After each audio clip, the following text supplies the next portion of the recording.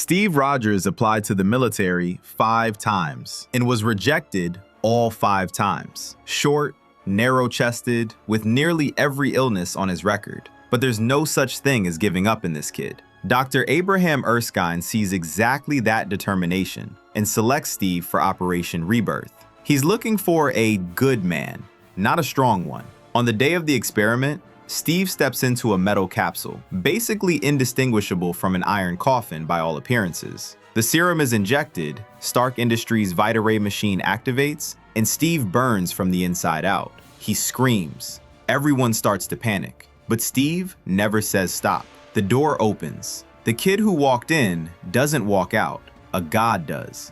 And here, remember Erskine's words. The serum amplifies everything inside. Good becomes great, bad becomes worse. Steve was already good. The serum made him perfect. Then, tragedy. Within minutes of the experiment ending, Erskine is shot and killed by Hydra agent Heinz Kruger. The formula is gone. Steve remains the only one of his kind in the world, and that will never change. Steve Rogers, Operation Rebirth, the original, 1941. Historically, the first super soldier seen in the Marvel Universe. Captain America Comics #1 was published on December 20th, 1940, with a cover date of March 1941. In this version, Steve is again a weak, repeatedly rejected kid from Brooklyn. When General Chester Phillips hears about him, he's brought into Operation Rebirth. The serum prepared by Dr. Abraham Erskine, also referred to in the comics under the code name Professor Joseph Reinstein, is administered partly intravenously and partly orally, followed by exposure to Vita rays. The transformation happens, Steve grows stronger, and immediately after, no surprise, a Nazi spy kills Erskine. The formula is lost. Before Steve has even had a chance to train, he's chasing the spy and performing his first act as Captain America that very night. No preparation, straight to action.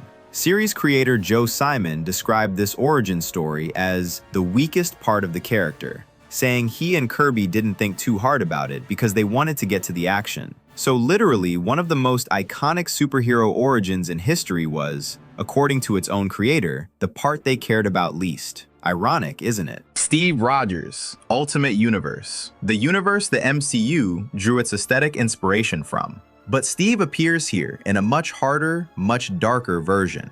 In Earth 1610, Steve Rogers became Captain America in 1942 and disappeared in 1945 during a mission in Iceland.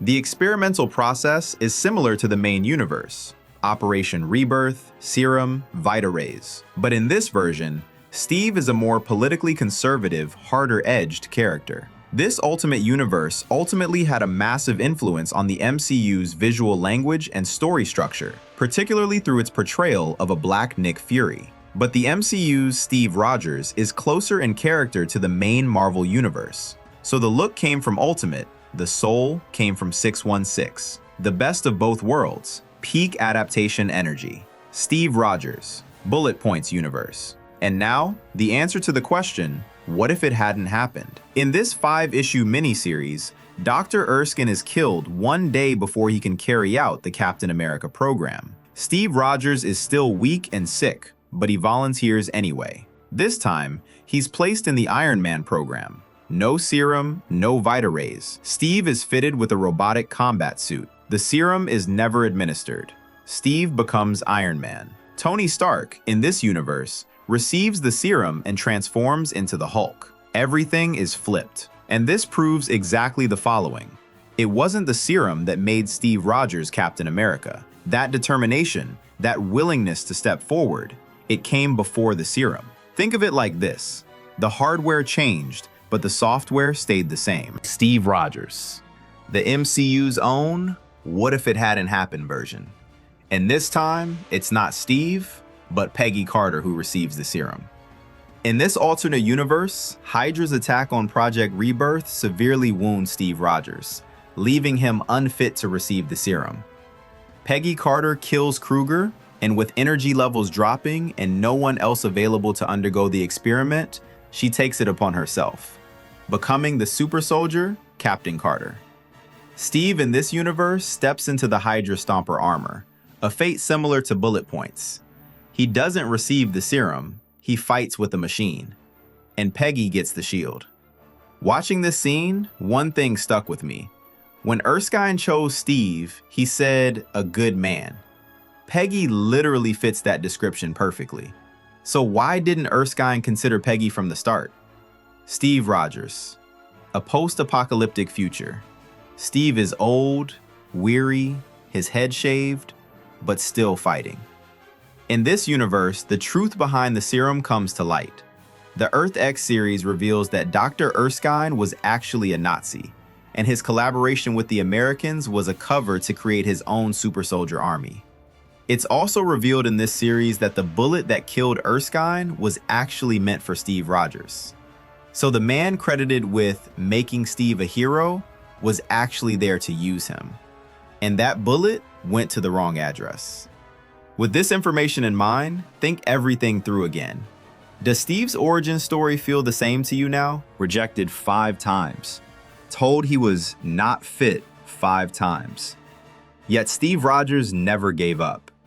Because his story didn't begin with muscle, it began with character.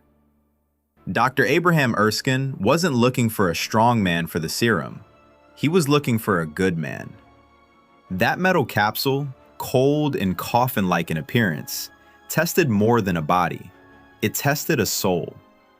The serum was administered. The Vita rays activated. Steve endured the pain.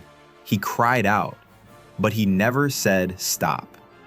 Because as Erskine said, the serum amplifies everything inside. Good becomes great. Bad becomes worse.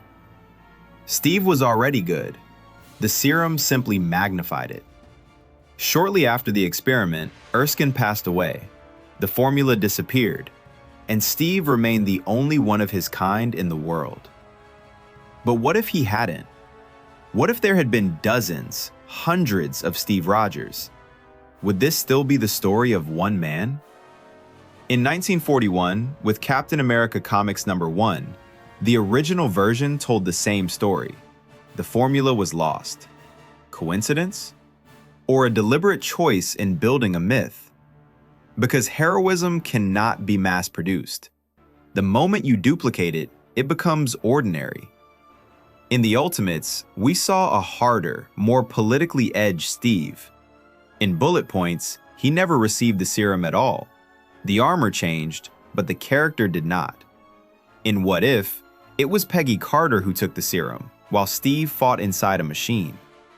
And Earth X suggested that even Erskine might not have been exactly who he seemed. All of these versions prove one thing. It wasn't the serum that made Steve Rogers Captain America. It was the choice.